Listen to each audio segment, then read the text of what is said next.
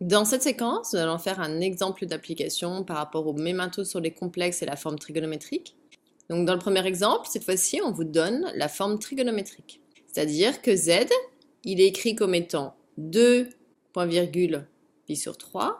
On sait que d'après cela, j'ai la première information qui est un module de 2, et puis la deuxième information nous donne un module de pi sur 3. Donc si je cherche à faire sa représentation graphique, ça veut dire que je vais avoir un cercle de rayon 2, à peu près.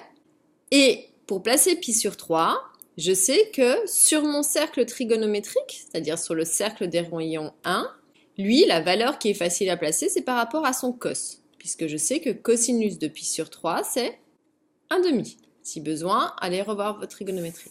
Mais ça, c'est d'après le cercle trigonométrique. Or, nous, on est sur un cercle de rayon 2, donc c'est-à-dire qu'on double. Si j'ai 1,5 sur un cercle de rayon 1, ça veut dire que j'aurai 1 sur un cercle de rayon 2.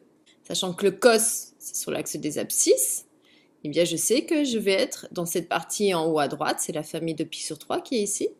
Donc si on monte, la rencontre des deux informations ici nous donnera le point M d'affixe de Z qui aura pour module 2 et effectivement bien un angle ici de pi sur 3. Donc ici, c'est vital que vous connaissiez très très bien votre trigonométrie.